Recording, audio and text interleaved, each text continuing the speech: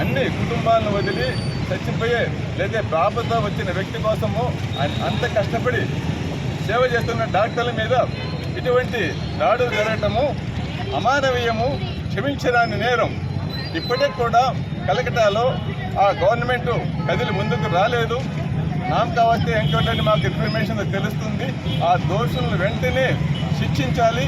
తగు రీతిలో ఇంకొకసారి ఇటువంటి అఘాయిత్యాలు జరగకుండా చూడాల్సిన అవకాశము, ఆలోచన ఆ యొక్క గవర్నమెంట్ మీద ఉంది. సెంట్రల్ గవర్నమెంట్ కూడా రెస్పాన్స్ తీసుకోవాలి.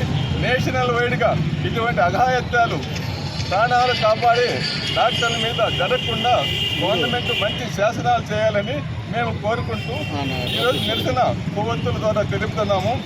అదేవిధంగా మా యొక్క ఐఎంఏ సెంట్రల్ లెవెల్ కమిటీ పిలుపు మేరకు 24 గంటలు హాస్పిటల్స్ బంద్ చేస్తున్నాము. ఎమర్జెన్సీ కేసులు మాత్రమే చూడబడతాయి.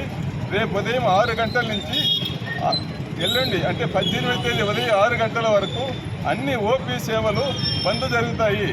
ఈ యొక్క బంద్ని మీరందరూ గ్రహించి మాకు సహకరించి ప్రజలు కూడా మీ వాయిస్ని రైజ్ చేసి ప్రాణాలు కాపాడే డాక్టర్ల ప్రాణాలు తీయవద్దు అని మీరు కూడా మీ తగు రీతిలో మీరు వాట్సాప్ ద్వారానో లేకపోతే సోషల్ మీడియా ద్వారానో మీ అందరూ కూడా ప్రజలందరూ కూడా చేయాలని మేము కోరుకుంటున్నాము.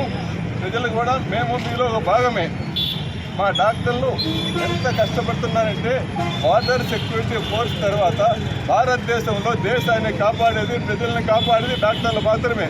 ఇటువంటి డాక్టర్లు వాళ్ళ పెన్ను, వాళ్ళ నైఫ్ డౌన్ చేస్తే లక్షల మంది ప్రాణాలు ఒక్క రోజులో తుడుచుకుపోతాయి. అటువంటి డాక్టర్ల ప్రాణాలు మానాలు చేయటం మంచిది కాదు. దీని మీద ప్రతి ఒక్కరూ మీ సాయశక్తుల సోషల్ మీడియాతో మమతా బెనర్జీకి అతి ప్రైమ్ మినిస్టర్కు చేరే వరకు వాట్సాప్ సందేశాలు పంపి ఇటువంటి దురాగతాలు ముందు జరగకుండా మీరందరూ కూడా మాకు సహకరించాలని, రేపు మేము చేయబోయే బంద్లో కూడా ప్రతి ఒక్కరూ మాకు సహకరిస్తారని కోరుకుంటున్నాను.